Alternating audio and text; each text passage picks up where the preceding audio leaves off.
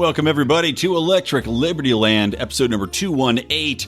So this is going to be a panel discussion, as you have probably already heard and are excited to hear, between myself, well, I'm not really taking too much, as you'll hear, but Dave Rubin, Dave Smith, and Eric Brakey. Now, this is a challenging one for me because I'm used to talking, and my first time moderating three other luminaries in the movement and trying not to take too much of the time up, not to jump in and get into the fray was difficult. God, it was difficult. Now, you could have watched along live and seen me struggle on video in our private Facebook group, which you join by going to patreon.com/Lions of Liberty for as little as $5 a month.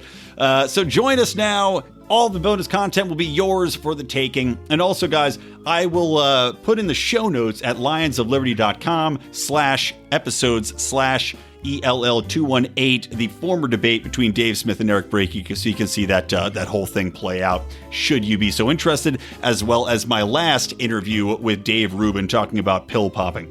All right, let's get into it.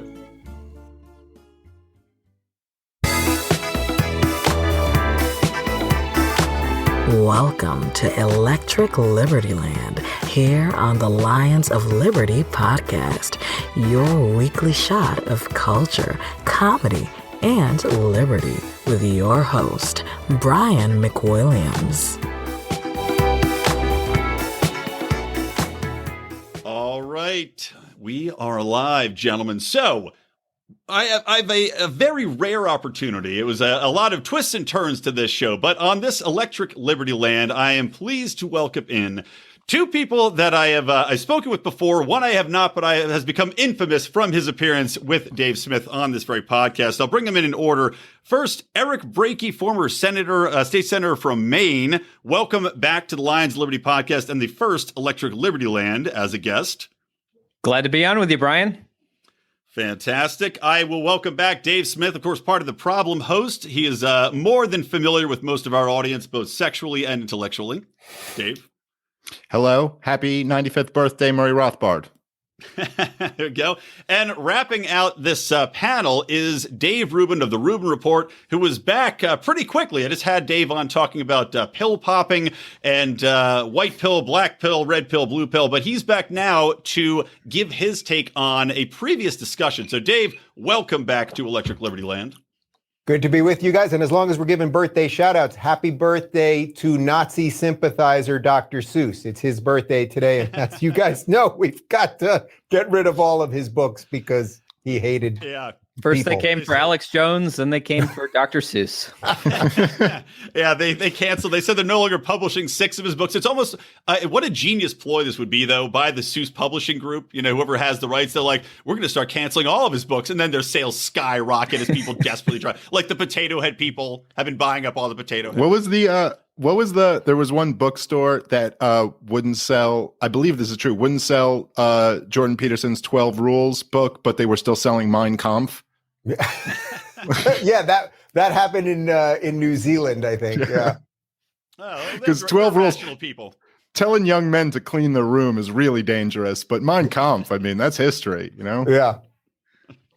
Well, getting into it. So this was based on, I had Dave Rubin on, and I told him about the conversation that Dave Smith and Eric Brakey had on the debate, essentially, that became more of a friendly discussion, but about which way the libertarian minded should go, whether that future lies with the Libertarian Party, which is what Dave Smith took as his position, or we should go and try to take over the GOP, as was Eric Brakey's position. So because Dave's coming in cold here, can you guys go through, give me just a brief rundown of your positions and why you think this is the way forward? We'll start with Eric Brakey first. Yeah, certainly. Well, first of all, of course, just want to say thank you to all of you. It's good to see you all. Glad to be on. I think it's worth prefacing that this conversation is not really going to be a debate so much about ideology, because I think for the most part, we share some common principles. And it's really a debate on what is the best and most effective strategy to bring those principles into reality in our political lives. And for me, as someone who has served, been a Republican my entire life, have been very frustrated with the Republican Party for much of my life, but also seeing how we can effectively use that party as a vehicle to promote liberty. I argue that 9 times out of 10, the Republican Party is going to be the most effective vehicle for us to advance the cause of liberty. So let me start by just saying, I think that we need to define what a political party is, because a political party at the end of the day is not an ideology. There is, to say that the Republican Party believes in, one thing or another, or the Democrat Party believes in one thing or another. It's just not actually true. It's made up of individuals who believe things. And what a party accomplishes depends on who's in the driver's seat. Now, the Republican Party in the past, in my lifetime, has been a vehicle for tremendous damage to liberty when the neoconservatives and George W. Bush and all these folks, the Cheneys of the world, were running the show. It was an instrument of promoting war and violence and destruction of our civil liberties, the destruction of our Constitution. But we've also seen individuals within that party who've been able to speak to what the party can be. And that is an instrument for liberty. We saw Ron Paul in his 2 campaigns for president, who ignited a fire in the hearts of so many Americans, who are, some of whom are here and part of this discussion today. And that's what the Republican Party can be. Ron Paul would never have been heard. He would have never had the opportunity if he'd run as a libertarian. In fact, he did run as a Libertarian Party candidate in the 1980s. I think it was 88, the year I was born. And he didn't get very far with it. But he was able to serve in Congress. He was able to run for president. He was able to reach millions of people with the message because he went through the Republican Party, which has the infrastructure that is set up to win elections and to reach millions of people. So as we're debating where we are as a movement right now, what's going to be the most effective vehicle for us going forward into this new post-Trump era, when the neoconservative grip over the Republican Party is as weak as it has ever been, when it's not clear really, who's going to emerge out of this new kind of GOP civil war as kind of the leading this party. I would argue that now is the moment for us to make a play and to grow our influence within the Republican Party as a vehicle to advance liberty. And we are doing that. We're doing that through just since 2018, we've had this new strategy of not just charging the national capital, throwing people into federal races for Congress, for U.S. Senate and president, but by going after the state legislatures. When I served in the state Senate, I was able to accomplish a lot, pass constitutional carry, reformed welfare, expanded medical cannabis freedom, got right to try passed. I was just one Ron Paul influenced state legislator, and there were maybe 10 of us in the entire country. Since we have been taking liberty activists through Young Americans for Liberty, mobilizing them through Operation Win at the Door, recruiting Ron Paul style candidates for the legislature, knocking doors and getting them elected. We have now 179 Ron Paul style liberty legislators elected in 37 state capitals across the country. This strategy is succeeding like we've never seen before, and I think that we need to keep pushing forward with it. All right, Dave Smith, what's up with the Libertarian Party? What's bringing to the table here? All right. Well, let me just start by pointing out that Eric used the analogy of charging the Capitol unironically in that opening. So I feel like he should lose at least a couple points politically for that. Yeah. There you go. Politically. Okay. Let's just it invokes other imagery for John Brennan and Nancy Pelosi listening. And this is a political storming of the Capitol through the election process. All right. Fair enough. If we hear a knock at your door midway through the podcast, we know what's happened. Well of you. All right. Well, I guess I could just I'll just maybe spend my time giving some boring libertarian platitudes and then asking Dave Rubin if he's going to vote for me. I think so. Look, obviously, I agree with Eric that this is more a question of strategy than it is a question of ideology. But it's important to also understand the moment we live in if we want to have an effective strategy. And I suppose, look, let me say this. Just because I'm probably going to spend some of the time on this show trashing Donald Trump and trashing the state of the conservative movement, I'm really not, for anyone who knows my stuff, and I imagine a lot of people listening do, but for those of you who don't, and Eric knows very well, I am not somebody who could be described as suffering from Trump derangement syndrome. I'm really not that person. Donald Trump was framed for treason by the CIA and the FBI and the NSA and the corporate press and all of the insane Democrats and Republicans. He was absolutely, I mean, it was just the craziest thing that's ever happened. He was set up, he was lied to by deep state spies about the troop levels when he was trying to pull people out. I mean, Donald Trump, and I will say I will always be eternally grateful to Donald Trump for destroying once and for all the Bush and Clinton crime families. And if for nothing else, he deserves our praise for that. I suppose where I really find a disconnect with what Eric was saying is the idea that this strategy is working. And I'm not trying to discount any of these local victories. I mean, it's great. And I'm not discouraging anybody from doing that and pursuing that. If you can get gun rights expanded or cannabis or whatever else it is, great, more freedom. That's the goal. Human liberty.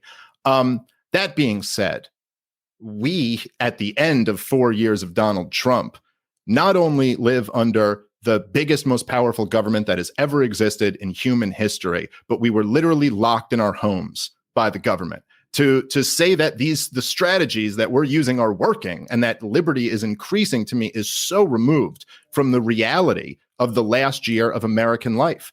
And to say that the Republican Party is some type of fertile ground for liberty-minded people, I mean, I think you had a much stronger case in 2014, 2015. Ron Paul won the CPAC straw poll, I believe, 3 times. Rand Paul won the CPAC presidential straw poll on the strength of being Ron Paul's kid, basically. Rand Paul, the other day, took 2%, tied with Mike Pompeo, behind Nikki Haley. That is how much liberty is valued in the Republican Party right now. It's not much. Trump is valued. Look, they defeated the neocon support to some degree. But that's also because, look, I mean, if you look at the state of things right now, I think we have to be honest. We are losing very, very badly.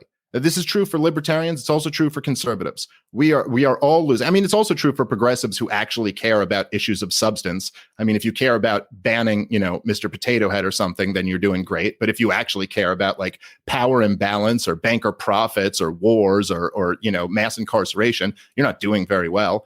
But I would say this. The libertarians are losing because the government is bigger than ever and human liberty is suffering. Conservatives are losing because they can't conserve anything. They don't even have a seat at the cultural table anymore. It's not even like the left is winning the cultural battle. The left is the culture. It's all progressive. Every institution, every outlet, the government, the deep state, academia, the corporate press, at Hollywood, anything you could think of. But the last time that the Republicans, the last time in my life that conservatives, right-wingers actually had a seat at the table in the culture was after 9/11. They were debatably in control. I mean, not like the left is today. They didn't have the institutions. They had some. They had the deep state. They even had the corporate press to some degree. You had hacks in the New York Times selling George W. Bush's war. And this is the problem. The last time the right wing had a say, they blew it on George W. Bush.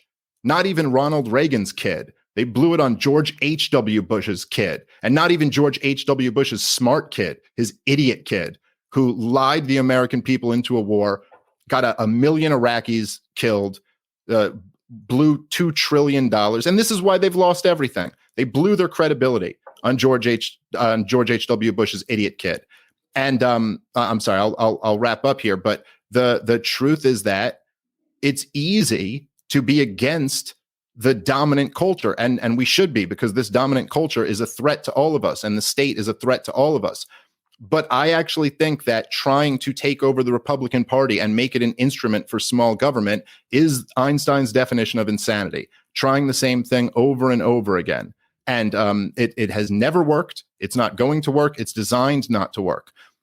What we can do is take all of the energy we have here, put it into a party that we can take over like that, and make it something that actually stands for something that can actually move the needle of the cultural conversation towards the issues that matter. And I think that is a better strategy, certainly on a national level going forward. So I'll just start with that. All right, Dave Rubin, your response. I'm curious to see where you fall, especially curious now, considering you are debating a governor run. I believe you're banding that about. So I'm curious to see what your thoughts are and also where what you're going to identify as should you decide to run. Yeah, well, just for the record, I had a couple people on my show on Friday, including Rick Grinnell and Adam Carolla, on to discuss what's going on here in California. And Carolla said that he really will consider it. And I don't think he's totally bullshitting. I would much prefer Adam Carolla to do it than me. I mean, I think for all of us that kind of talk for a living, it's like we're good at communicating ideas to people, which help frame things so people can think about their lives in an interesting or effective way. The idea of like me waking up at 4 a.m, they're like, the nuclear power plant's melting down. Like, I like to do a little cardio before I get going during the day. So first off, let me say, I agree with the premise that you both started with, which is that this is about strategy, not about ideas. I'm sure we have little differences of opinions on this or that, maybe related to immigration or even some stuff on taxes or whatever. I think that's sort of a separate issue here. This is about strategy, like how do you increase liberty in this country in a time, as Dave just said, that it's on short order and getting shorter by the second. So I agree with a couple of things you both said, and I disagree with a couple of things. So first off, I'm kind of used to this split. I'm very comfortable in this position because, 5 years ago or 6 years ago, I was a Bernie supporting lefty. And, the thing that kind of put me on the map was as I woke up to wokeism, in effect, and as I woke up to identity politics and all of the shit that we now know has been the cultural rot of our society that has decimated everything that 5 years ago we took for granted. I was one of the first people that was like, hey, liberals, we're not acting liberal anymore. So I'm used to this sort of internal debate of, we have a sort of our team and what's the strategy. And I kept saying to the liberals, hey, we better control this crazy thing. And unfortunately, I think the liberals have just completely folded, but that's for a separate thing. I would say in the strategy part of this, I actually think you can make a good argument either way. I would say on the Trump side of it, look, Trump did lower taxes. He did increase spending. He got us out of wars, or at least didn't get us into new wars, and was always trying to end wars. And as you said, Dave, the generals were lying to him. He had to fight that monster. The whole premise of Trump was based on deep state and let's stop the machine from just endlessly sucking all the time. But did he act perfectly as a libertarian? No. Is he a libertarian in his heart? I think at some level, like he likes competition. He likes the idea of ideas that like cool new things can happen. And he likes ratings and excitement and popularity. Like he likes markets. These are all like libertarian good things. But by no stretch was he like this incredible libertarian. But, and this is the but part, he might be as close as we're going to get in sort of our time, because the machine that we're all worried about, right? The machine that we're all trying to keep off our backs and out of our wallets and out of our lives and out of our bedrooms, that thing doesn't seem to move that much, right? And the institutions that you're talking about, they are crumbling. So while it feels like, oh man, anyone right-leaning has sort of no cultural power, no institutional power and everything else, it's like, you know what? The colleges are all crapping out right now. Like you'd have to be sort of brain dead at this point to send your kid to $70,000 a year Harvard. And Harvard is openly discriminating against Asian people. They're actually the ones instituting systemic racism. So the cultural collapse and the educational collapse and all that stuff, that's happening, which gives, I think, guys like us and people that believe in freedom an opportunity to build these things. That's why I'm always tweeting every day. And it's what I've tried to do by starting a tech company. It's like, we have a great opportunity right now to build. So to wrap this all up, I would say the strategy part of this, my inclination is that the Republicans sort of, like, I don't consider myself a Republican. I'm obviously not a Democrat anymore, but I don't consider myself a Republican. I'm definitely on the right. I would say that there's a pretty wide tent on the right now. So you could have, say, your religious conservatives, right? And that's okay. And then I would say I'm like sort of on the libertarian side of conservative. That's a pretty wide tent if we can agree to that America or freedom or the Constitution is basically good. So it's pretty much everyone versus the wokesters. As for the specific question here, I would say this is just the real politic part of me, which is there is a chance to really do some stuff with the Republicans right now. There really is a chance, because I went to a lot of Trump rallies. I talked to a lot of Trump people. People just want to live free right now. They really just want to live free. Everyone knows the lockdowns were insane. Texas is opening up as we speak right this second. They're ending it right this very moment. Like, I'm here in California, Newsom, it's an abject disaster. And when I meet people that are apolitical, that don't consider themselves Democrats, Republicans, probably didn't even know who the vice president was 5 years ago, they're suddenly talking about freedom. So just the realist part of me is just going, hey, we can really move the Republicans right now. It doesn't mean that the party's good. I want nothing to do with Mitch McConnell or any of those things, but I think there's a chance there. But I'll just say one last thing, which is that, yes, is the Libertarian Party, like the thing that exists that's on the ballots, is that rife for a takeover? And would I love to see either of the three of you on that ballot? Of course. And is that a worthy exploration? Of course it is. And I think probably the best way you go about doing this, if any of our ideas are to survive, is you probably got to do both, right? Like, Dave, you're supposed to go off and lead that Libertarian Party. And Eric, you're supposed to work it from the inside. And we can all talk about how that works. But I think you have to fight at many levels is my short answer. It wasn't so short.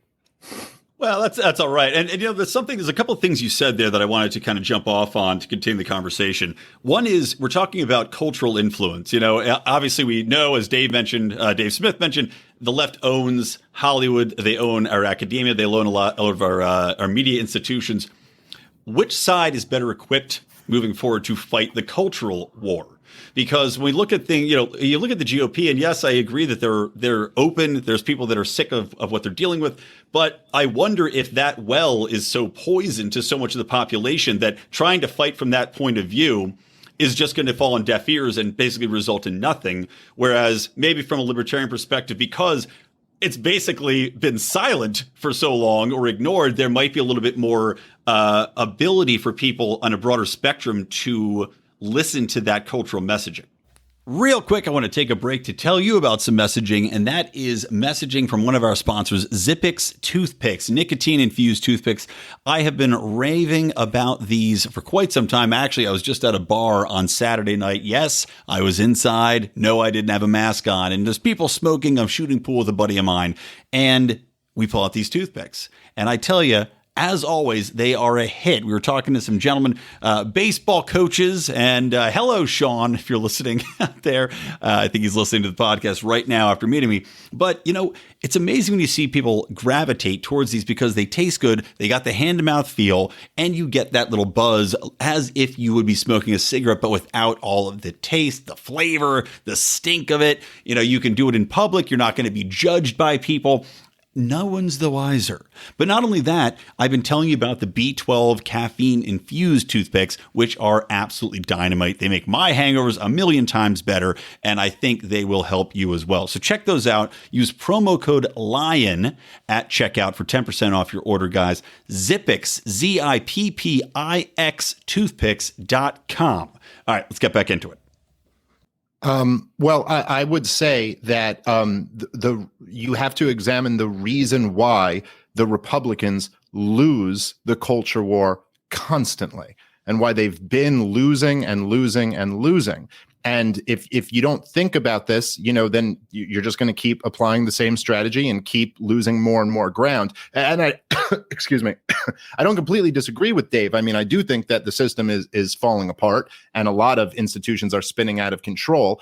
But I would say that that the libertarian understanding of the culture war has to do with many of the issues that the Republican base, although they've rejected the neocon foreign policy in many ways, they have completely given up on any semblance of caring about big government. That is just not an issue that Republican voters care about at all. Donald Trump and the Republicans had Congress. They had the executive branch. They increased spending from Obama's levels. We couldn't even get them to hold spending at Barack Hussein Obama levels of spending. That is a sign, a clear sign that they just don't care about this. And in fact, over at CPAC, they were basically all bragging that they wanted to give out bigger checks than the Democrats wanted to give out. I mean, that's the world we've entered into now. And as the Republicans are trying to outcompete the Democrats in being big spenders. And the issue, how this is related to the culture war, is that this is really the central source of it.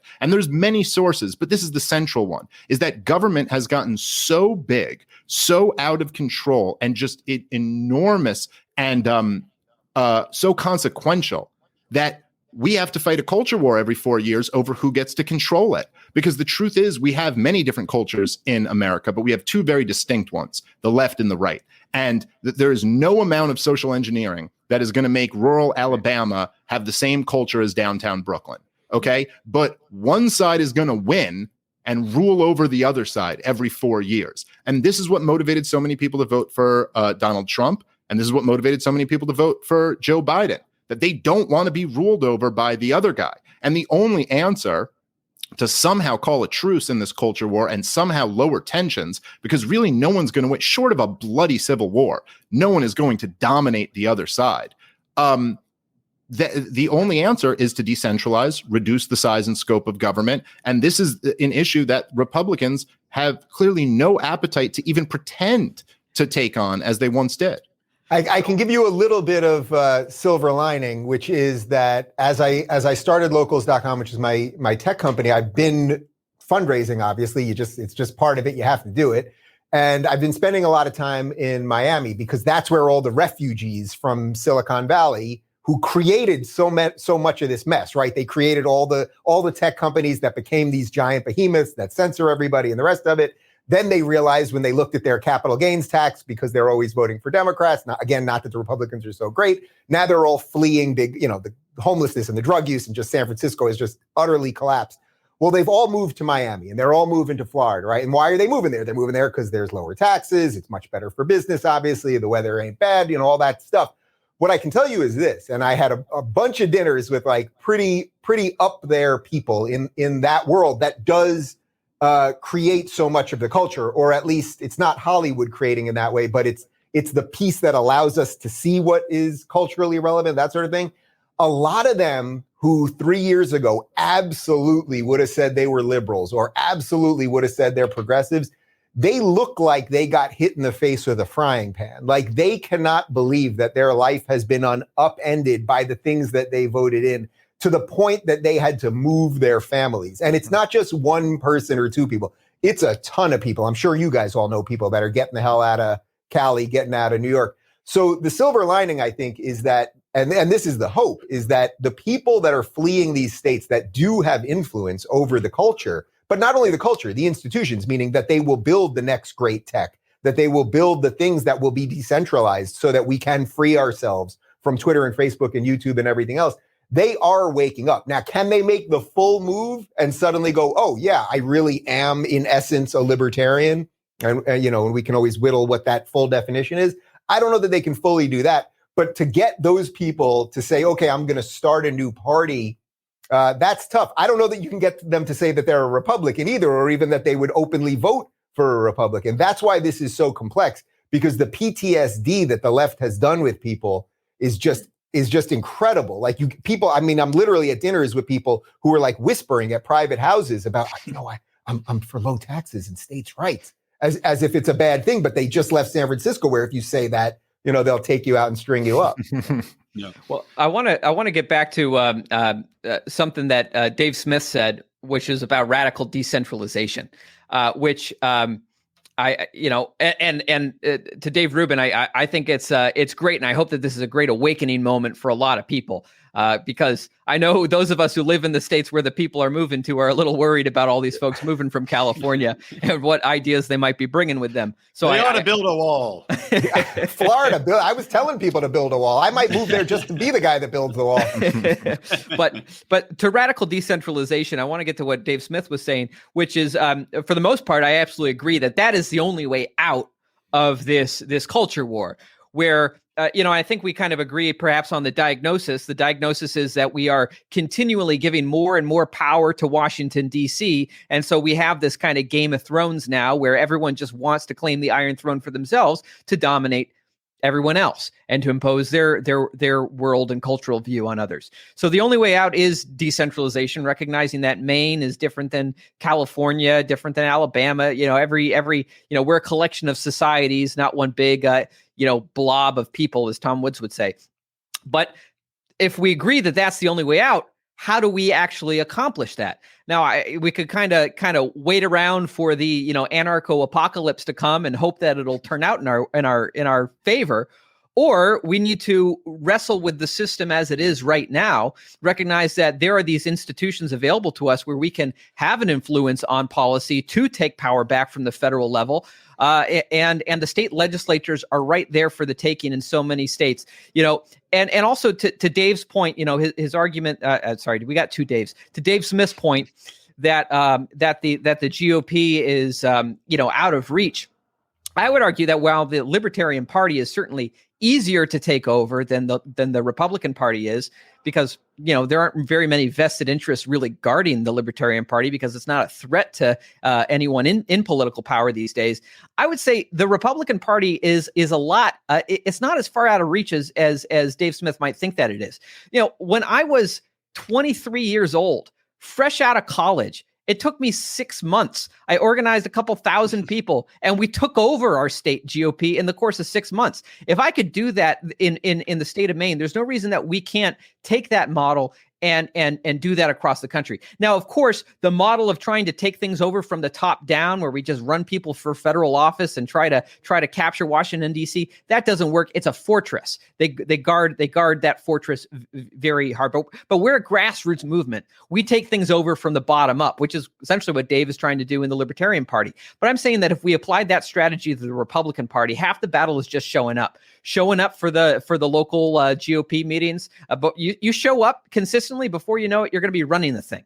And just showing up and running for these local offices. Half the time people run for these local offices and there's only one candidate on the ballot. You just need to throw your name on there. You need to raise a little bit of money, go knock doors. We can take over the system from the bottom up, but it's not something, we're a grassroots movement. It's not something one person can do alone.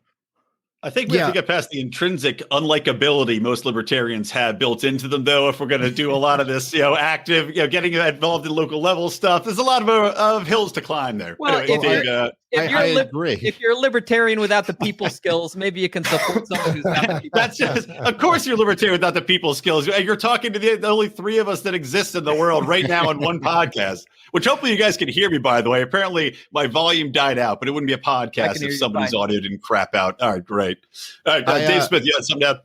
Well, just to be clear, and I think I explained this the last time me and Eric spoke, but I'm not advocating that we should join the Libertarian Party because the Libertarian Party is going to assume political power and roll back the state. That is not my argument. My argument is to join the Libertarian Party, to use it as a platform to insert the most important ideas into the conversation, to try to convince more people to become libertarians and try to persuade Democrat and Republican voters to be better than they are. That doesn't mean they have to be perfect libertarians, but they can be better for sure. And by the way, yeah, go ahead.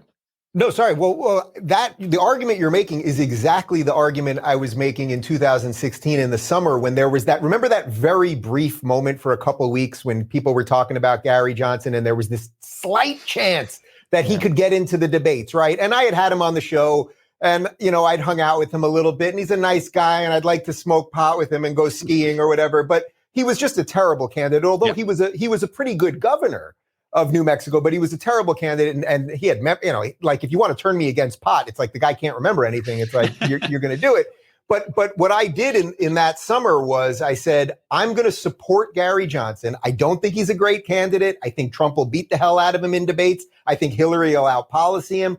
But at the very least, let's get this guy in one debate so that maybe he can say one thing that will wake up a little someone to libertarian ideas. And Dave, I think that's sort of what you're getting at, that we got to get these ideas out there more. And I just wonder if maybe getting those ideas out there more is not the purview of politics, as crazy as that sounds. Maybe it's the purview of what we're all doing right now, you know? Well, yeah, but I don't think the purview of politics is really liberty. It's power, you know, and it's everything that we're against. So that's kind of the dichotomy that you got. Absolutely. If you care about liberty and you want to be involved in the political system. So this is the essence. Well, this is the essence of what the Ron Paul campaign was about. It was never about assuming political power. Even Ron Paul being a congressman was never about assuming political power. It had nothing to do. The fact that he would have some hearing where he would just embarrass Ben Bernanke or something like that, that wasn't about actually changing Fed policy. It was about exposing him to the world. Him challenging Rudy Giuliani or something like that. It didn't end any wars, but it did let everyone see that the emperor had no clothes. And so that, I think, is essentially what the goal is here. Now, what Eric said about being, the Libertarian Party not being a legitimate threat to political power, he's right about that. But let me tell you something. We got to be strategic in this. Right now, you don't want to be a legitimate threat to political power. You know who's a legitimate threat to political power? Julian Assange.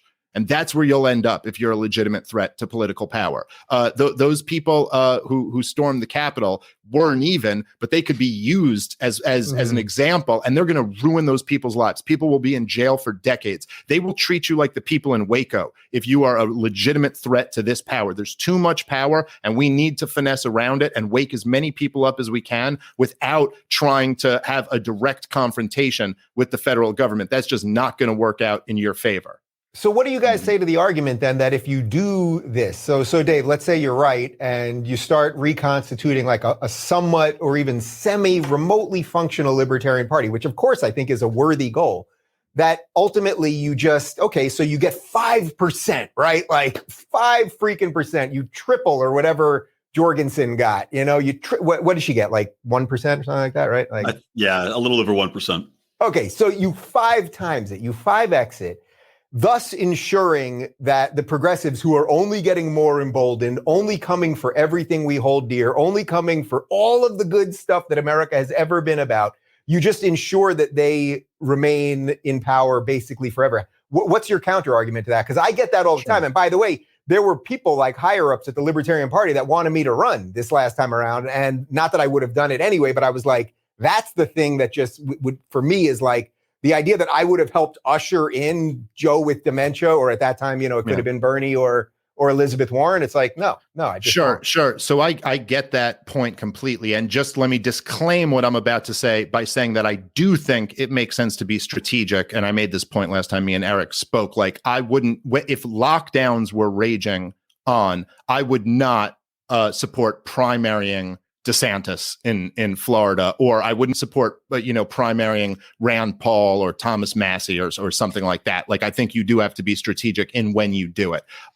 But my counter to this would be like, well, two things, right? So number one, just try to, let's all use a little imagination here and just imagine that Gary Johnson wasn't Gary Johnson and he was some really awesome libertarian candidate who was just great at explaining all of this stuff and couldn't be stumped because he knew more than Hillary Clinton and could expose Hillary Clinton and could handle. Yes, right. Like, let's say it was Harry Brown and could handle Donald Trump, could handle like that, like someone who was actually built for that moment. How powerful that could have been. What an opportunity there was there. What a force that person could have been. I mean, look, man, like ideas can change the world. Thomas Paine just wrote pamphlets, like that you can do a lot of things by just really compelling people with some moving ideas. Now, in terms of to the direct to your point about getting Democrats elected, I mean, that is a real, risk and a real reality of the situation. But I would say this. The idea that Joe Biden, you specifically mentioned getting Joe Biden elected. Joe Biden ran for president twice before. He never cracked 1%. Yeah. He was a joke. He's an idiot. He's a bumbling fool. He's a plagiarizing, lying, just clown. Don't forget the sniffing of the hair. He likes to sniff young girls' hair. Don't forget that. He is. It's not just that he loves to sniff children. It's that after it became a scandal that he was sniffing children, he still refused to stop sniffing children. Like he's got some issues. He doesn't want to be a flip-flopper, man. You got to stick to your guns. No, I do. I admire the consistency, but I'm just saying. So there was no chance that Joe Biden ever could have been elected president, except that Donald Trump whether all his fault or not, ended in the most disastrous year in modern American history. Look, Barack Hussein Obama getting elected in the year 2000 or even 2004, age issues aside, would have been unthinkable. It's only because George W. Bush was such a failure that Barack Obama was able to get elected. My point is that Republicans have been doing a better job of getting Democrats elected and radical Democrats elected than libertarians ever have. So there is a threat of this either way. And the system we have now with the duopoly is that it's going to swing back and forth. So you're going to keep building up the power of the federal government, and the Democrats are going to get their shot at it eventually. So let me build on this, because I think Dave makes some great points, but I think there's a logical kind of next step in this, is that, yeah, this is this cycle. The pendulum swings back and forth between the left party and the right party. And, the sweet spot for the Washington establishment is to basically control both parties. And so that people feel like things are changing when things aren't really changing. Donald Trump, love him or hate him, and I certainly think there's a lot to, be desired there, but he was, for the first time, something different, and kind of showed that, like, we can have a real choice. Now, I want the next go around on this cycle, because this next go around on the cycle to be the choice between, the choice is liberty. And we can do that. We're in the age of Joe Biden, in the age of Democrats controlling Washington, D.C., we're going to see a natural backlash. At least history would tell us we're likely to see a natural Republican backlash against this in 2 years. Now, we can say that, well, this is a false choice. We should be able to pick between more than just these two things, but this is the way the system is built. And so if we can predict that this natural wave is coming, then we need to ask ourselves, if we want to be in a position right now in this pivotal moment in American history to have an influence on the political decisions that are made, we need to ask ourselves, how do we position ourselves and our people in this movement to be the ones riding in on that wave? Yeah, but there's you're saying that Donald Trump proves that we do have a legitimate choice, but I'm really looking at the facts on the ground and seeing the exact opposite. Donald Trump proved that the voters have no choice. Yeah, okay, they could choose Donald Trump. I mean, yeah, sure. There's a few prerequisites there, like being the most famous human being on earth and being, a billionaire and like all these other things. But so, yeah, Donald Trump looked at the American people and said, don't you want to get out of all of these wars? And they were like, hell yeah. Why the hell am I sending my kids to go die in the Middle East to remake their societies when our federal government can't even fix Baltimore? Yeah, we want to get out of these.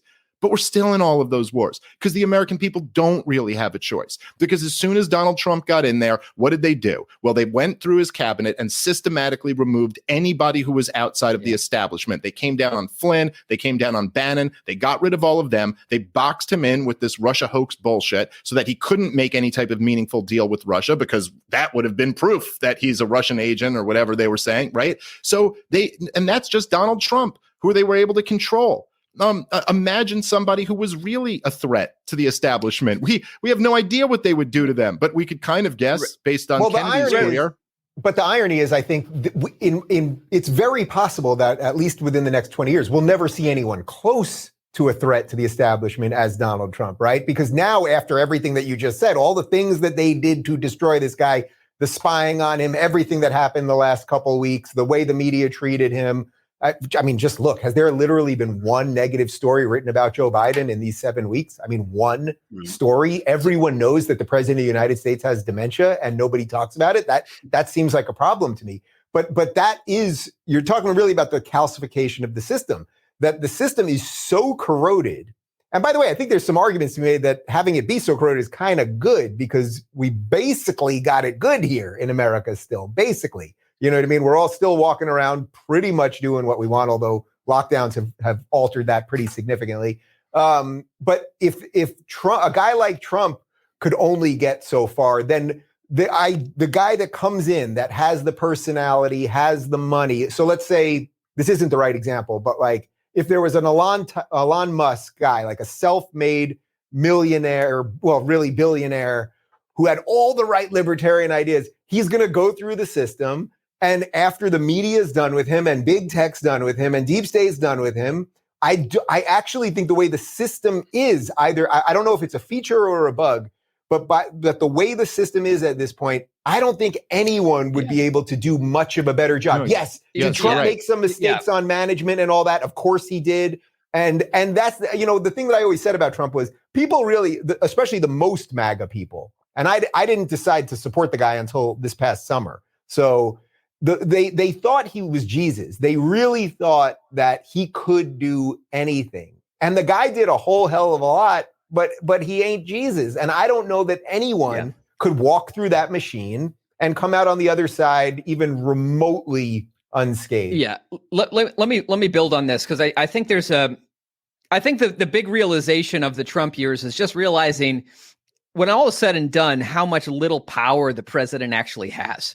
We pin all our hopes and dreams on the idea that we're going to elect the perfect person president. He's going to bring the troops home, even though on paper it says in the Constitution he's the one with the authority to bring the troops home. In actuality, the whole infrastructure and the whole political machine in Washington, D.C. is designed such that it is the unelected, whatever you want to call it, the bureaucratic state, the deep state. They're the ones making the big decisions. And the elected officials that we elect are really there to just give us a sense that we have some kind of say in what's happening there. It's kind of like in ancient Rome, when Caesar took over, he didn't abolish the Senate. It was useful. He wanted the people to think that they had a say in the decisions that were made. But increasingly we're seeing the same thing. We elect people, they spend their time naming post offices while the big decisions are made by those we never get a chance to vote on. So I certainly agree that, pinning our hopes on this kind of this central figure that we're going to elect whenever we get a chance every 4 years to come in and change everything, that's not really going to work. But we're a grassroots movement. We need to look at a decentralized strategy.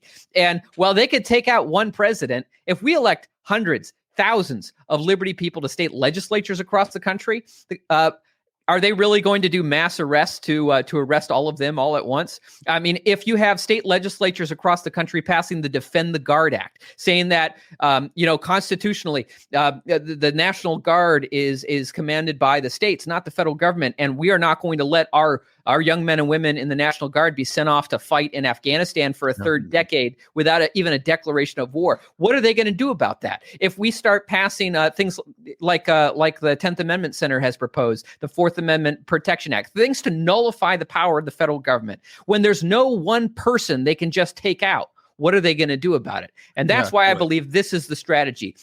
Don't pin our hopes on one person going for the presidency. Pin our hopes on hundreds, thousands of liberty activists going for the state legislatures. Well, let me go off of that real quick, just because I want to introduce something else into here. A third option we haven't really explored before, which is it even worth? And this ties in a lot of different strings we talked about: decentralization, being basically impacting the culture from the ground up. Is it even worth? Thinking about the future, is it worth us trying to take over and alter the GOP, trying to redeem that image, trying to make the LP something that is viable, that is resonating within the culture? Or is it something, Matt Kibbe was just on our Monday show talking about how, collectivism, collaboration is something that is powerful. It's hard to argue with. Is it's worth trying to build up a new party, a collaborative party that is decentralized, that is not a political entity so much as it is a cultural entity, and try to appeal to a younger generation that is living through lockdowns right now? They have seen their rights taken away on such a basic and completely saturated level that they may be open to changing the way that we do things moving forward. Is that the way that we might want to look at things, instead of trying to put our efforts into changing these establishment types of political parties? I would say that the problem is the rules of the game. So unless you're giving up on the idea completely of trying to win and hold political office to influence policy, the way the game is set up is it's a plurality-based system. Whoever gets the biggest share wins. And in a system like that, a third party just can't really, for the most part, can't really compete. Right. Really but I guess I'm advocating not even to be a part. I'm not advocating for not having a political party in the sense of being competitive, because I think it's hard enough. Like we're saying, the deck is so stacked against the LP even getting a real seat at the table, that it's looking at it as decentralization and a grassroots movement wherein it might be memes, it might be pure messaging, it might be trying to reach people via social media and different ways of communicating that is not this top-down matter, but we're changing things fundamentally moving forward. I think that thing has already begun. Yeah. So it's like when we talk about the institutions crumbling, as I said before, like you'd really have to be out of your mind as a parent to say, I'm now going to fund my child going to Princeton or Harvard. Like, I think most sensible people agree that. Actually, one of the few things that always kept me from fully saying I was a libertarian was that for many years, up until really the last year, I think you could make a sensible argument that the government had some role in public education. I never believed it, like at the Department of Education role, that we should have this huge federal monopoly on it. But I think you could make some state version of it. I can't really make that argument anymore. And I think a lot of people understand that now. COVID has accelerated things in such a crazy way that when I've been to, protests here to open up restaurants and stuff, I'm meeting people that are not political. These people are just people that own restaurants and just want to send their kids to school. And suddenly, I walk there and people are like, oh, that's Dave Rubin. I watch your show. And then they actually say words like liberty or freedom. These are not words that were ever in their lexicon before. You know what I mean? And I'm not saying that to pat myself on the back. I'm saying that the system has pushed people so far. The system pushed people to the point where they literally could not go to work. Then it will also tell you that boys don't have penises and girls don't have vaginas and the rest of like the crazy nonsense that we're putting up with, that just decent people who don't care about politics, which I think is most people, are suddenly going, oh, actually the idea of freedom, of just being free, living freely has value. So that's why I think we're going to see so many crazy changes, which I think gets to your point, not only about the way we trade information and memes and that tech is going to completely change. It's why one of the reasons I never wanted to regulate Facebook and Twitter and Google and everything is that you just calcify them and then they'll just stay around forever. These things will crumble. I can't wait till they crumble, and I will gladly accelerate their crumbling as much as possible. But there has been an awakening. And just remember, we had a 74-year-old guy running against a 78-year-old guy. And that's not even to talk about 106-year-old Nancy Pelosi and, 542-year-old Dianne Feinstein and the rest of them. People roughly our age, I think we're probably all close to Gen Xers, like, we're supposed to be in charge right now, and we do have a new set of ideas, but those guys are just hanging on for dear life at the end, and they got to let go. Yeah, it's a really interesting. Or we got to take it from them. It's a really interesting and important observation that is really fascinating to me, and I'm not sure I completely understand it, but it is really interesting that the establishment, the ruling elite, has not been able to pass the baton onto the next generation. All of them are stuck in these older baby boomers, and that they haven't been able, with the exception of Barack Obama, they really haven't been able in any meaningful way to pass it on to the next generation. Every time they try to push them, they're like the Eric Swalwell type people who just have no appeal to the generation that they're a part of. And I think that is a really like a silver lining that is a case for optimism. So I think that Brian is onto something. You want all of these different avenues, and you want people spreading these ideas in as many ways as possible. And even just like an apolitical, belief in liberty or something like that is great. And I'd support all of that. But we also have to deal with the reality of the culture that we live in. And it is a very top-down system. And whether we even like it or not, that's the way it is. Most Americans are more likely to know, like if you were to ask the average American who their mayor is, there's probably a large percentage of them who don't even know who their mayor is. But almost all of them know that Joe Biden ran against Donald Trump. That's just the way it is. It's like that people are focused on the top of the political system. And the power of the Ron Paul campaigns was that he used that to spread a message. And my point is just that I think the most effective way to do that right now is through the Libertarian Party, to get a really serious presidential candidate, to get really serious people at the top of there who can spread the true essence of how great the libertarian message is. Not this bullshit, not the like fiscally liberal or fiscally conservative, socially liberal, not pandering to woke nonsense, none of that. Like the real deal, hardcore, most beautiful political philosophy in the history of humanity, which springs from the Enlightenment and the greatest, inheritance that we've all been lucky enough to receive, which is some degree of respect for individual liberty and property rights and free markets and all the good stuff that allows us to not live the way people in, barbaric third world countries live. That's so we're fighting for. What would you say about a guy like DeSantis, who you brought up before? Because I think he's doing almost as much of that as you possibly can within the system. Yeah, look, I give him a lot of credit. He has handled Florida very, very well. And, it's kind of like this thing where, you're almost forced to grade on a curve. Like the government went totalitarian and he's like, no, I won't. And you're like, well, that's better. That's better. It's like someone like running against Stalin who's like, I'm not Stalin. And you're like, I like him. I like not Stalin. But is there something that he's doing that you don't approve of or that you think is too big government or something? I don't know that much about the budgets of Florida. I tend to think they're pretty decent. To be honest, I don't know enough about DeSantis other than the lockdown stuff to really speak intelligently on it. Like if he was running for national office, I'd probably learn more about him. I actually know that I think even like Cato wrote some friendly things about him. And I think he's pretty good on like Fed policy and he was pretty aggressive with the IRS discrimination stuff. So I'm not, I've got nothing bad to say about the guy. Not that there isn't something bad. I'm not. He's been personally sending bombs to Yemen just to really exacerbate the situation. We just don't know about it yet. Right. Yeah, but right. That's my point, though, about that there probably are people, and I would put DeSantis at the top of the list, doing the low tax stuff. He's fighting big tech within his own state.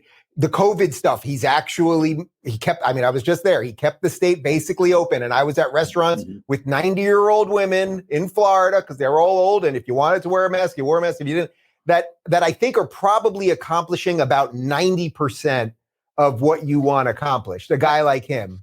And I think it's worth noting too, and I'm one of those guys who, like if Rand Paul decided he was running, I'm there for Rand. If he decides to run again, I don't think he's going to, but if he were, but looking at DeSantis, I mean, because of where we are right now, coming off of the Trump movement, and because of the America First kind of version of this anti-war message, which Trump didn't execute very well all the time, but he shifted opinion within the Republican base to why are we in Afghanistan after 20 years? Why are we fighting all these wars? What is this doing for America?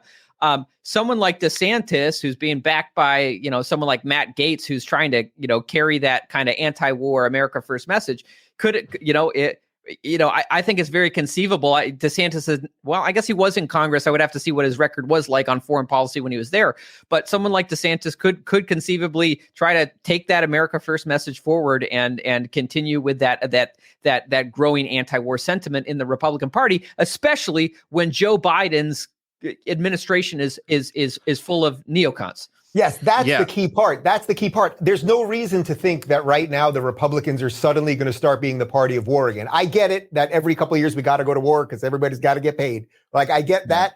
But right now it's so obvious that is what the Democrats are that I don't know DeSantis's record in Congress related to foreign policy either. But I'm guessing that a guy who has so much of the Trump support, who has so much of the, keep states open and low tax support. Like, I don't think we're going to find some skeleton in his closet or suddenly he'd be like, I'm running for president. And guess what? We're going back to Iraq. Like, I just don't sense that would be there. Well, okay.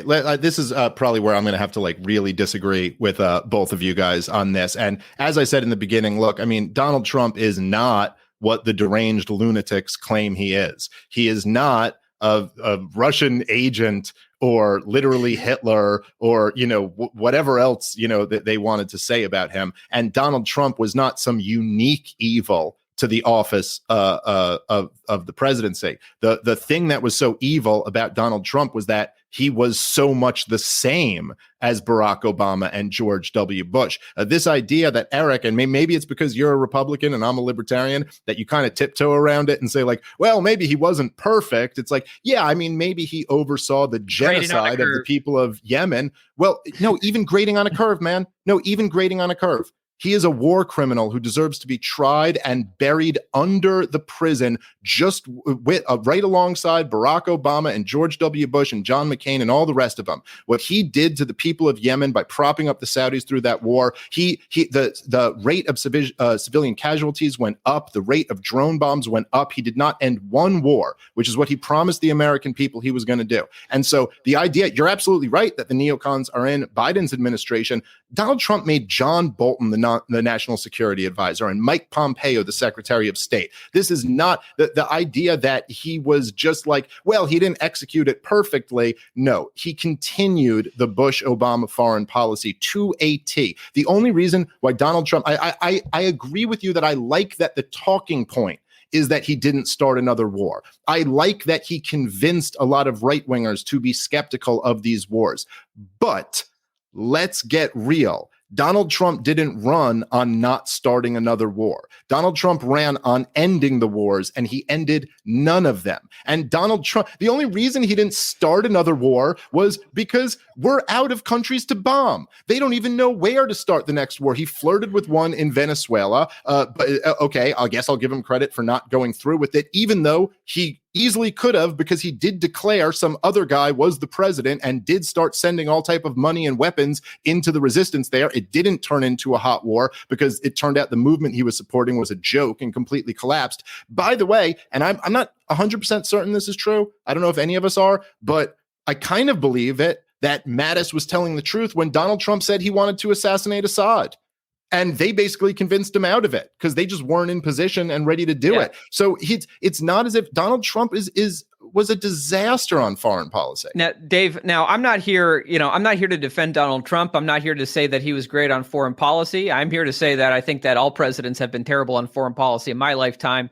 But what I'm here to say is that the rhetoric, perhaps it did not always match reality. Though I will say there were at least 3 occasions where he was being incredibly pushed to go to war with Iran, and for some reason he stopped short of it. I think maybe that was Rand Paul's influence. I don't know what happened, but at least there's that. Obviously, there are all these other problems. But the rhetoric and turning the base of the Republican Party in a much more, it's like night and day. We all remember the era of we lived under the Bush administration when to even question the premise of these wars was to be drummed out of the party, to be canceled. And now we're at a point where it's Liz Cheney who's being canceled. This is certainly, we are not at the end point of where we want to be, but we have come far. And so the question is, what is the next step? I'm not here to say that I don't want a second term of Donald Trump. I don't think that's the answer. But what I am here to say is that I think that we need to do everything we can to make sure that this anti-war sentiment continues in the GOP and helps define the next wave of what the GOP becomes. Okay. Can I ask you, Eric, if 2020, we have to run it again, right?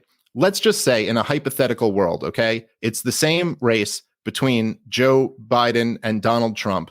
But instead of Joe Jorgensen being the LP nominee, a 30 years younger Ron Paul is the Libertarian Party nominee. This is Ron Paul after the Ron Paul movement, the 2008 and 2012 campaigns. And Ron Paul is even if they keep him out of the debates, fuck the debates, even if they keep him out of those, Ron Paul is going on Dave Rubin's show. He's going on Rogan. He's going on Crowder. He's going on all these huge shows. And he is spreading this pure libertarian, anti-war, addressing monetary policy, addressing spending, addressing all the most important issues. Is that a better America or a worse America?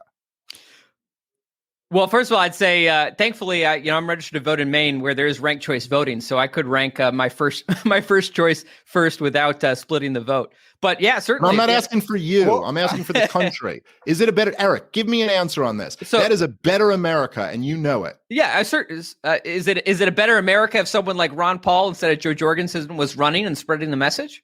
I'm saying, isn't that better for what we're all trying to accomplish here? Doesn't that help all of us? Wouldn't that be better for the liberty movement to have a hero like that?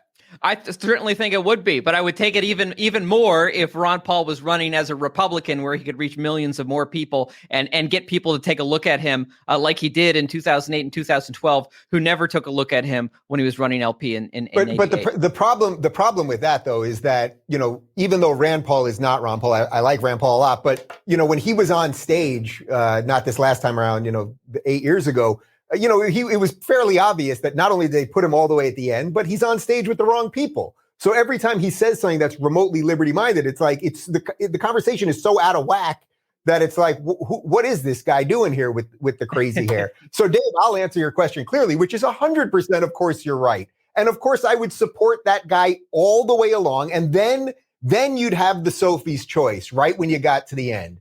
which would be, okay, so because we know, unfortunately, I mean, this is just the reality of it. Let's say you had peak Ron Paul 1985 and he gets internet culture and he's cool and he's good looking and blah, blah, all the stuff. And it's all the momentum is there. Unfortunately, we know probably whether it's because the system is rigged or whatever it is. Let's say he's polling at 20% at that point, which would be unheard of. But let's say we get that far. Then there's the moment. There's the moment right before the election. So do you do what you think is right with this guy, hoping that maybe 4 years later you've built on that thing? And I think that's a legit argument. But then, of course, you have to acknowledge the empowering of this lunacy from the left. And I think that really is what this all whittles down to. I think you're right. I would support that guy. Be that guy. You know what I mean? Like, hey, go do it. Take over. You know what I mean? Like, somebody's got to do it. So let's find that guy, and he can come on my show, whoever he is, and all these other shows. And then let's push. But then there has to be a serious, honest conversation at that last moment of, okay, do you now take that momentum, that 20%, whatever it is, and do you say we can really actually influence what's happening on the Republican side, or do we just go for broke and potentially make things much worse, but have done what we feel is right? All right, so let me. I get what you're saying there, and let me just respond to that. Right. So, first off, I'm considering it. Second off, I will say this: that when you say this is maybe where me and you disagree. When you say that, because I don't even care about who someone votes for at the end. I really don't. Like, that's not what it's about to me. It's about, like I said, all Thomas Paine did was write pamphlets. It's about introducing these ideas and changing people's mind and inspiring the next generation and trying to save the country through changing people's minds, right? But here's why it's not even a tough choice for me at the end of the day, who I would vote for in that scenario, is that I just don't view things the same way. And I think that there's a little bit of a contradiction between all of us recognizing that the president doesn't actually have this type of power, and then also saying, but now do we really want to let Joe Biden and all these people in power? Look, all these people, the worst elements that we're all afraid of in a Joe Biden administration, they've been in power this whole time. This is the part of me that's almost happy Trump's gone. This illusion from the Trump supporters that they were in power, and this illusion from the left that they're the resistance, was all just not based in reality. The Donald Trump never let the culture didn't even shift back a tiny bit. It went further to the left under Donald Trump. He was the best fundraising tool for the Southern Poverty Law Center and every left-wing activist group out there. CNN in business. Yeah, he was the best thing that ever happened to CNN. He was the best thing that ever happened to Antifa, to Black Lives Matter, to every radical left-wing group you can think of. Trump was basically just a great fundraiser for them. And I'm sitting here as somebody, I don't care about Democrats or Republicans. I care about human liberty, okay? And I'm sitting here while people are telling me we really got to make sure that Trump gets back in so we have human liberty. And I'm like, I was locked in my house for the last year. What are we talking about? What have I gained from this guy being in here? At least now that Joe Biden's in there, the right wing can be the resistance and actually be the resistance, instead of the left being this fake resistance where you're resisting the president, but you're in lockstep with the deep state, academia, the corporate press, Hollywood, and every friend that you have. And we can ride that. No, I'm out. Where are you? Jersey. You're in Jersey. Okay, close enough. But in that regard, even though you're locked down, I mean, Trump, in that way, he did do, at least in my estimation, the right thing, which was mostly kick it to the states. And the irony, of course, was that the same people who were saying he's Hitler and he's authoritarian, when he decided to give the states power, they said, "Oh, he's not doing enough." So because those people are idiots. No, the real people. All right, I think we all know that Hitler's real crime was that he gave power to the local people rather than for himself. I got called a Nazi sympathizer in the New Republic the other day. I'm the Jewish grandson of a Holocaust survivor. All these people, they're just insane. I don't even know what else to say about it. They're fun to dunk on, but I don't know. They're just really insane people. No, right. So the problem isn't that he was Hitler. And the problem isn't that he left it to the states. The problem is that he also gave cover to the states by declaring a national emergency, by invoking the Defense Production Act. It's never what they're accusing him of doing. It's actually 180 degrees the opposite. It's not that he was too authoritarian. It's that Donald Trump had no idea how to wield power at all. He sat there and bitched about how the vote by mail was going to be fraudulent for fucking 6 months. And then it happened. And then he went, hey, that was unfair. And they're like, okay, what's your plan here? He's like, bitch about it a lot. I don't know. He had no plan. Look, Donald Trump, the idea that they call him an authoritarian dictator, he was framed for treason by his own deep state, and none of them went to jail over it. I mean, like, if he was at least good at using his power and authority, I would have loved to see him really, rain down some punishments. I mean, all of these people, like, John Brennan should be in prison for the rest of his life. I mean, these guys, they literally attempted a deep state coup against a democratically elected president. These people are criminals against the country. He didn't get one of them. He had no idea how to wield this authority. He's a great promoter. He's a great, marketer, but he had no idea how to get any of these policies through. And I guess I would object a little bit to like what Eric said earlier, where if Donald Trump had just a little bit of Ron Paul in him. Not that he's Ron Paul, but just a little bit. Like if he had just read a few books and had a few and wasn't completely this instinctual narcissist who, had some good instincts, but he could have done a lot. He could have done a ton. Someone tweeted the other day that, and I love this, that if Donald Trump, even at his CPAC speech, he could have just come out and said, take off your mask, hug your family, live your life the way you want to live it. This would have been more powerful than him bitching about how the election was stolen. Donald Trump also could have said that when he was president, and he didn't. He also could have held governors accountable for violating every inch of the Bill of Rights. I mean, I'm sorry, like if there's a restaurant in Alabama who puts a whites only sign in his window, the federal government will come down and say no. There is federal law that prevents you from doing that. And yet Cuomo can just repeal the Bill of Rights, and the federal government's move is we'll leave it to the states, or, okay, we don't completely agree with it. I mean, that's like, I'm looking for a little more. Dave, let me ask you, what do you think the last 4 years would have looked like if alternate timeline, Rand Paul won and he became president, he defeated Hillary Clinton? Do you think things would have played out differently? If Rand Paul had won and defeated Hillary Clinton, and I mean, honestly, like what I think is what I said on the last show we did. I think he would have been taken convertible ride through Dallas. Yeah, I agree completely. That's why I wonder a lot of the ways. I'm glad he didn't win for that reason. Right. Yeah. I mean, if success comes to fruition for anybody within the movement, do we really think, seeing what happened to Trump, seeing how all these things play out, that we're going to be able to get to that end goal, which is, again, why I'm kind of falling back on the more grassroots, the more decentralized approach to try to change people's minds conceptually. And how many people do we know can we get into the FBI and the CIA? Can we start making that push? Can we just start getting people in the intelligence community? Brian, I'm with you. I just believe in using politics. Like, here's the thing. I'm kind of with Eric, too. I believe doing all the shit on the local level you can to get as much freedom as you can. And I don't care what party you use. If you use the Libertarian Party or the Republican Party or somehow the Democratic Party, I don't know how that would work. But if you could, go ahead. I mean, I think that might be a worthwhile goal. But what I'm really concerned about is changing people's minds and opening more people up to these ideas, and like really important ideas that never get inserted into the conversation unless we have a Ron Paul figure, like monetary policy, which nobody else is ever going to talk about or care about unless there's some compelling person up there explaining, which, by the way, is this whole thing. Like, it is so interconnected to why the woke takeover happened, why the left completely runs the culture, why, like, all of this stuff is all because, or in large part because, to put the wars on the credit card that George W. Bush wanted the last time the right wing asserted themselves, and they did it to slaughter people in third world countries.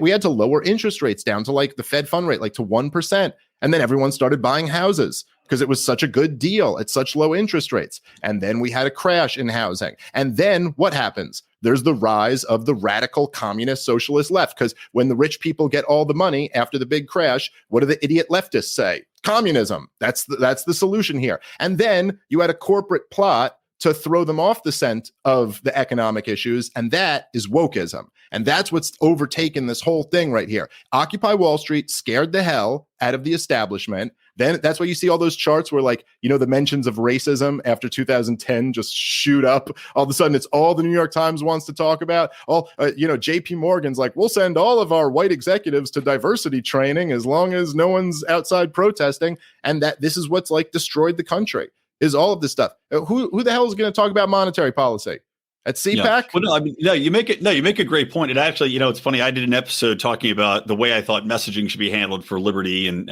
kind of moving the ball forward. And I'd said that the end the Fed conceptually is a losing topic for us to talk about. Now, this was before we had stimulus upon stimulus and all these bailouts and COVID and interest rates and negative interest rates being threatened. So there is definitely a pertinent time now to jump on that topic and educate the populace as to how important that monetary policy is.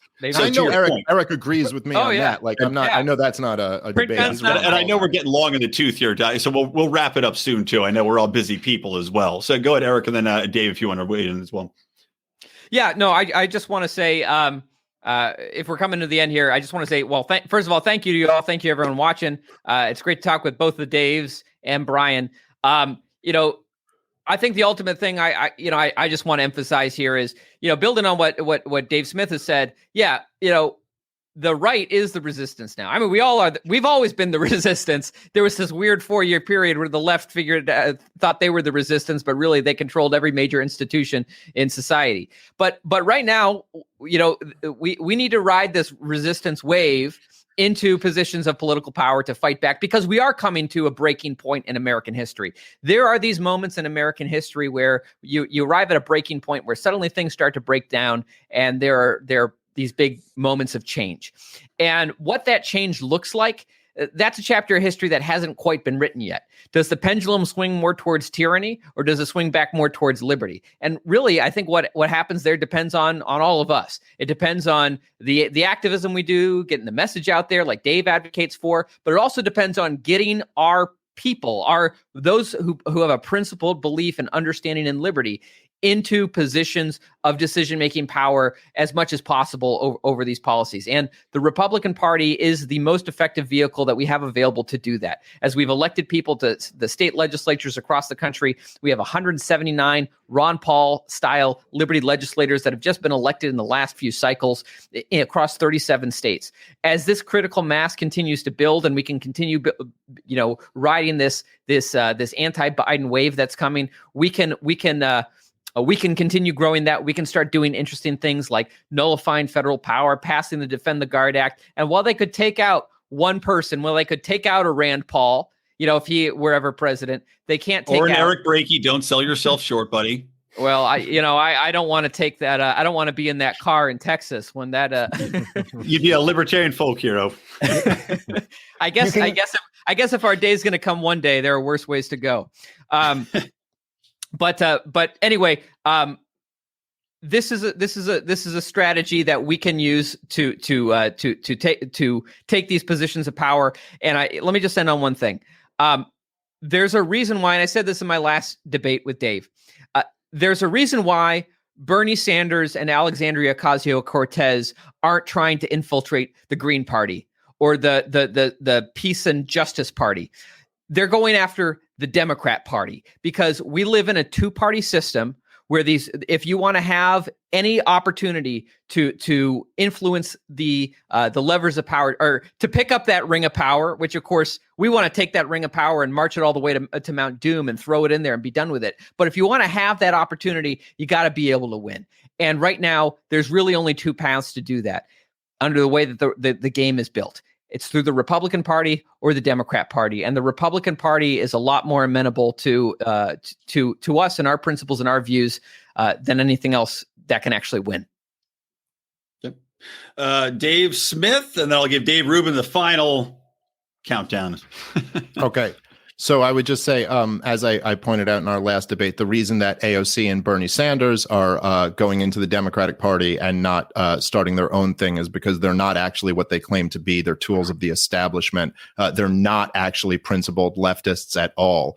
This is Bernie Sanders and AOC will vote to support the military budget, even though they'll talk a big game about it. They'll vote for all the corporate welfare, even though that's supposed to be everything they're against. So I don't think it's a true comparison. And I also don't think that if you are in government and you're Bernie Sanders or AOC, where they're basically just going with the wind and trying to argue to go one step further. Like, it's one thing to go into an organization and argue, hey, we should have a little bit more power. It's a very different thing to go into an organization and argue that we should tear all of our own power away, give up our own power voluntarily. So I just don't think it's a fair comparison.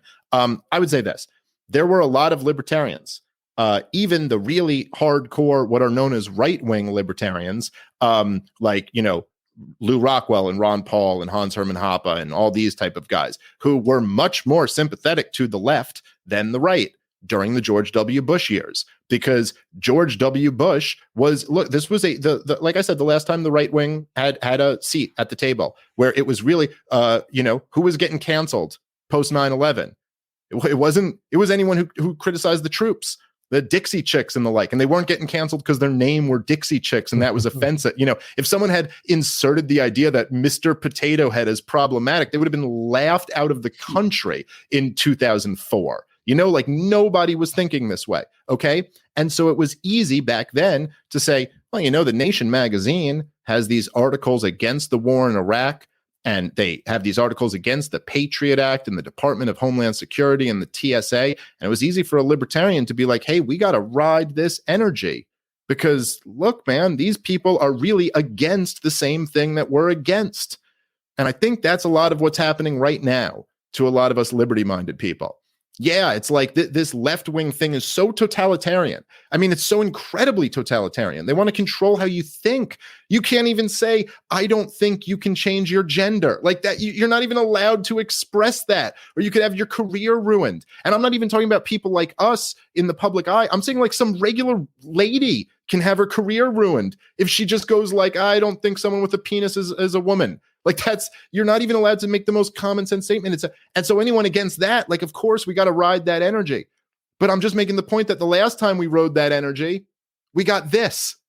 So I'm not so sure that we just want to ride energies here. I think what we need to do is actually try to convince more people that human liberty is actually what we should stand for, and not just stand against this flavor of tyranny. And that we want to stand against all tyrannies. And the only guy I ever know who did it was Ron Paul. He's like the only guy in my lifetime who ever changed a whole lot of people's minds and made them think about things radically different. Now, in the strict libertarian political sense, truthfully speaking, I think probably Jordan Peterson has done more than anybody else to make people actually think about what freedom really means, because he talks about responsibility, which is the double-edged sword of rights, like you have your rights and then you have to take your responsibility. And so he's inserted that into the culture, right? But my point is that, we're not going to take this thing over by force. I think it's a noble strategy, but a long game and a really like 100-year battle at minimum to take it over by the state and local level until we have control of the federal government, which we still may not win. But never underestimate the power of ideas. The power of ideas are the reason why we live like this and are talking to each other through time and space across this country instead of living in hunter-gatherer tribes. That is literally because of the power of ideas. And I think we need to spread those ideas in the most effective way possible. And there's a party with our name that actually has a platform that claims to stand for what we stand for. And we could all take it over if we wanted to and make it something really important. So I'll rest my case on that. Thanks to everybody for being here, and I'm interested to hear what Dave's got to say. Dave Rubin, what are your thoughts? Dave, will you vote for me? Well, yeah, I'll vote for you. Sure, you got my vote, man. Well, first off, let me just say, Smith, it's clear that you should be doing it. Everything that you just said, go live up to it. You know what? Do the Jordan Peterson thing. I've got the book on my desk. The book came out today. I did tour with the guy for a year and a half, and I think you brought up a really interesting point there, which is that we all know this sort of dichotomy of, okay, we don't want to fix the world with politics, and then yet we get stuck talking about politics all the time. But you're right. What I saw Jordan do for a year and a half in 20 countries, 120-something stops with this guy, was show people that individual responsibility and taking care of your life, and that the individual is the cornerstone of Western civilization. And it is the building block that allows all of the rest of it to flourish. He never called himself a libertarian. He didn't, he always talked about the constant battle sort of between, he would always do this with his hands, the battle between liberalism and conservatism.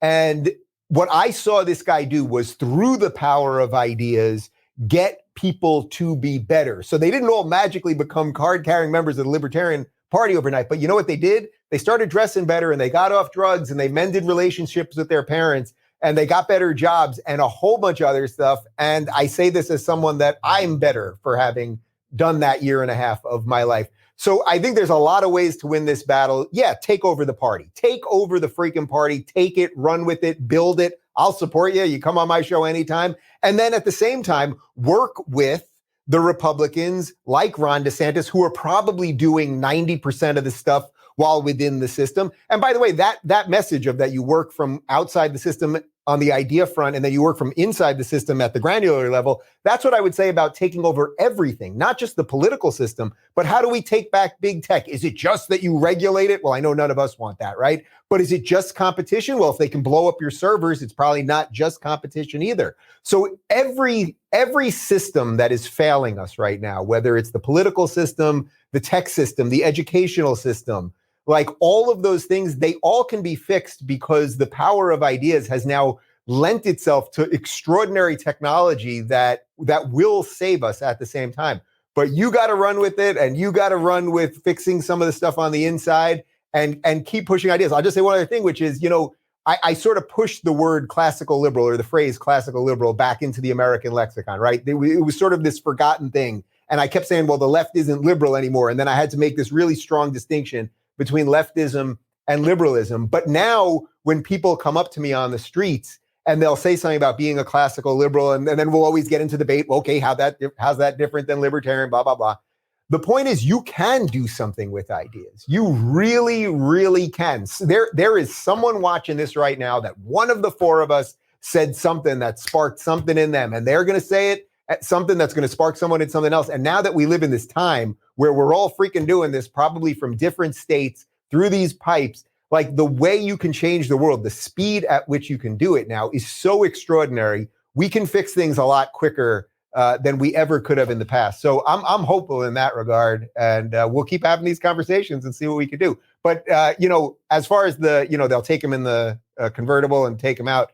You can kill a man, but not an idea. I'm just a little too young for that. You know what I mean? I'm just not quite at that phase yet. Yeah, I agree with you on that. Guys, this has been fantastic. Thank you all for coming. Of course, Dave Smith, part of the problem. Eric Brakey, influencer, policy advisor with Young Americans for Liberty and former state senator from Maine. And of course, Dave Rubin of the Rubin Report. Guys, thank you so much for coming on. This has been fantastic. People in the comments were saying the best episode of this show ever, mostly because I did not say much. Just here to poke and prod the facility. Well, thank you, Brian. The conversation. My pleasure, guys. Thanks, guys. This was fun. Absolutely. Awesome. Hopefully we can do it again soon. And have a great evening, everybody. So there you go. Hopefully my moderation wasn't too awful for you guys. It is tricky. Man, tricky. Trying not to jump in them. But before we leave you, I want to tell you about a guy that I am very fond of, Tyler Colford, a.k.a. Crypto Man. He has an awesome song called #FreeRoss, all about Ross Ulbricht. All the proceeds from this song, I'm going to play a quick snippet of before I take you out. But all of those proceeds go to Free Ross, for the Free Ross, the project, to helping him get out of jail for basically a victimless crime of having the audacity to run a server to allow people to interchange goods without government oversight and for things they happen to frown upon. So let's give him 3 life sentences. Absolute madness. And also, you're going to be able to hear him on another track that he is actually collaborating on called First World Problems. It is a track from Intrinsic, and that's going to be coming out very soon. I'll keep you posted on that, guys. All right, here's a little clip from Free Ross, and then I'll take you out full. Ross Ulbricht is serving 2 consecutive life sentences plus 40 years for creating a means for individuals to anonymously make online exchanges using Bitcoin. His actions did not create victims. For nothing more than creating a marketplace, the government locked him up and threw away the keys. Let's get Ross pardoned and get victimless crimes off of the books. Hashtag free Ross. Free Ross. Free Ross. Free Ross.